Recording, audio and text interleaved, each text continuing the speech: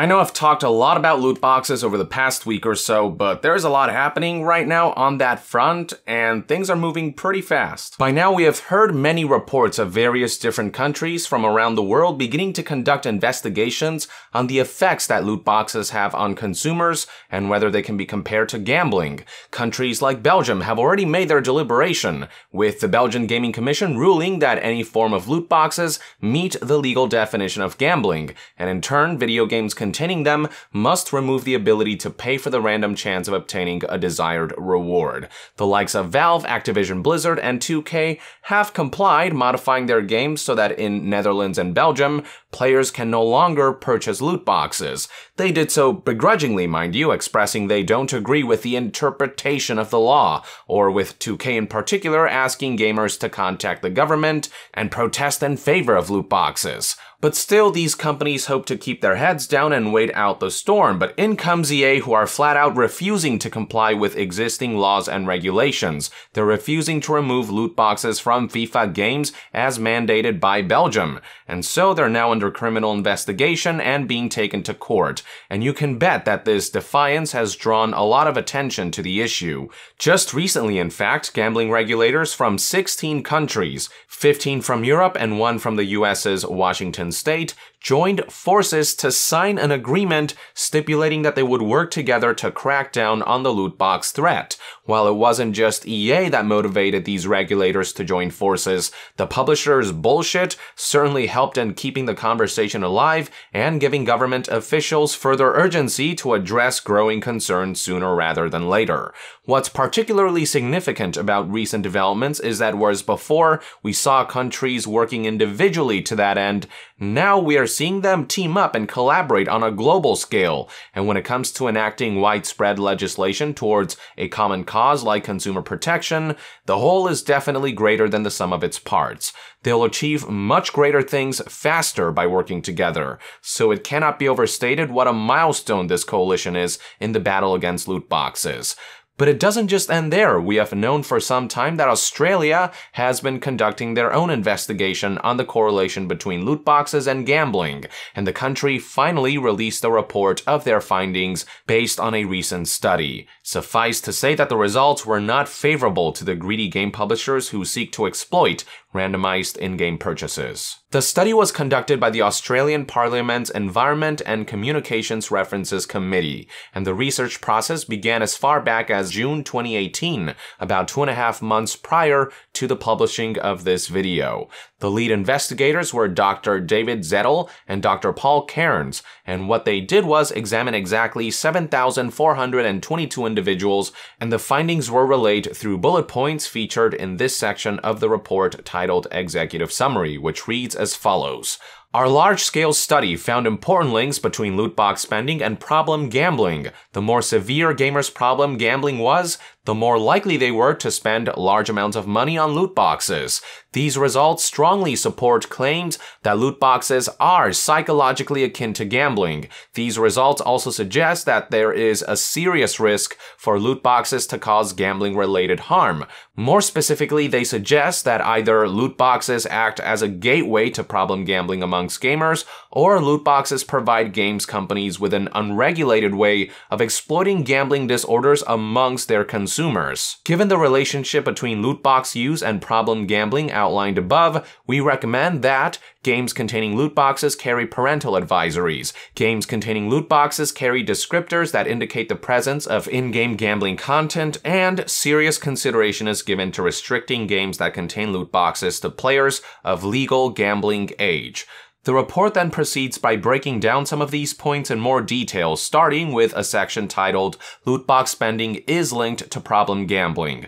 The first paragraph notes how the gaming industry generates close to $30 billion in revenue annually from loot boxes alone before discussing their correlation to gambling, which reads as follows. We found that the more severe an individual's problem gambling, the more they spent on loot boxes. The relationship we observed was neither trivial nor are unimportant. Indeed, the amount that gamers spent on loot boxes was a better predictor of their problem gambling than high-profile factors in the literature such as depression and drug abuse. The next section of the report addresses the psychological similarities between loot boxes and gambling, about which the report had this to say. Industry statements typically disassociate loot boxes from gambling. They instead highlight similarities between loot boxes and harmless products like trading cards or Kinder Surprise eggs. As the ESRB put it, we do not consider loot boxes to be gambling. Loot boxes are more comparable to baseball cards, where there is an element of surprise and you always get something. By contrast, researchers argue that loot boxes share so many formal similarities with other forms of gambling that they meet the psychological criteria to be considered gambling themselves. These researchers further suggest that buying loot boxes may therefore lead to problem gambling amongst gamers.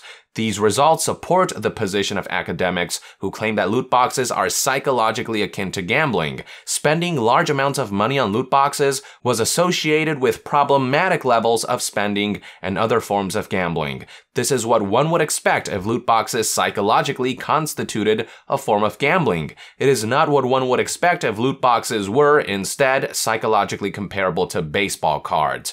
AKA, the ESRB, the ESA, and game companies that lobby these organizations claiming that loot boxes aren't gambling are full of shit.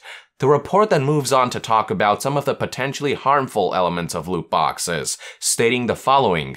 The study outlined above provides the sole empirical evidence of a link between loot box use and gambling-related harm.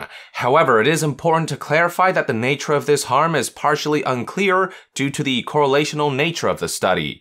It may be the case that loot boxes in video games act as a gateway to other forms of gambling, leading to increases in problem gambling amongst gamers who buy loot boxes. As noted in Section 5, loot boxes share important characteristics with other forms of gambling. They may therefore condition gamers to require the excitement associated with gambling, leading to problem gambling. However, it is important to note that an alternative explanation for these results may also be true. Problem gambling is characterized by excessive, harmful, and often uncontrollable spending on gambling activities. The key similarities between loot boxes and gambling may lead to gamers who are already problem gamblers spending large amounts of money on loot boxes, just as they would spend similarly large amounts of money on other kinds of gambling. In this case, loot boxes would not be providing a breeding ground for the development of problem gambling so much as they would be allowing game companies to exploit addictive disorders amongst their customers for profit. So long story short, either loot boxes breed gambling addiction or they exploit those who are already afflicted by a gambling disorder, or perhaps a combination of both. Regardless of which it is, no matter how you spin this web, one thing is for sure, loot boxes are not good news. They either cause something bad to happen, or they feed upon a pre-existing bad thing. Either way, it's bad, and either way, they need to be looked into, and consumer protection regulations need to be implemented to keep them at bay. Literally, every other industry has guidelines they need to abide by to minimize consumer exploitation. It's only the gaming industry that's been able to get away with being unregulated for so long, mainly because systems like microtransactions are so new, so underhandedly implemented, and so rapidly evolving that the law hasn't been able to catch up. But that's all going to change very soon as new studies continue to be released and as more countries around the world continue to work together on this issue. The report finally concludes by reiterating what Australia believes to be the best course of action to keep in-game gambling at bay, suggesting that games featuring loot boxes should prominently display parental advisories, that they should carry clear descriptors highlighting gambling-like content, and that serious consideration should be given to age restrictions. Funny thing is that organizations representing the gaming industry like the ESA and the ESRB are more than equipped and able to enforce all of these things. The ESRB in particular could stipulate that games need to prominently advertise the inclusion of loot boxes, that they need to be clearly labeled as gambling, and that they need to be age restricted with the appropriate rating. As a matter of fact, if you go to their website, it clearly states that any games featuring gambling involving real money must be labeled adult only, and most major platforms will not sell games rated as such. So the ESRB could do all these things, but since the ESA is lobbied by greedy major game publishers like EA, Valve, 2K, Activision, Blizzard, Ubisoft, you name it, and with the ESRB being a branch of the ESA, these organizations are being puppeteered or bribed essentially into insisting that loot boxes are not gambling to protect the interest of these corporations. But as more and more studies are showing, when you look at how loot boxes exploit the same psychological tics as, say, slot machines, roulette, or lottery, it is clear as day that this couldn't be further from the truth. Lo and behold, Australia's study found that the thing that looks and acts like gambling was gambling this whole time. Crazy how that works.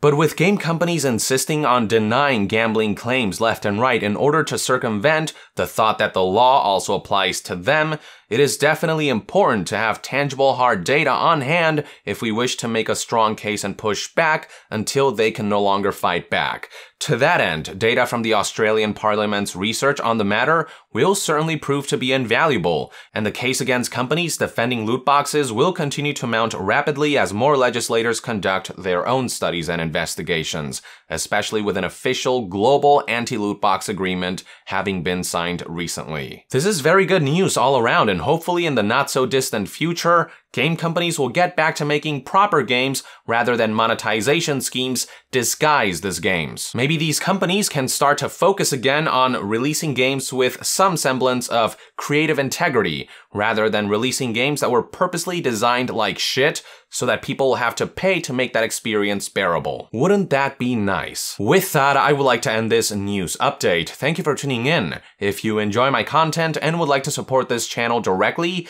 consider donating on Patreon. And to be further updated on all things gaming news, reviews, and discussions, stay tuned right here on Yong Yeah. I'll see you guys next time. Yong out.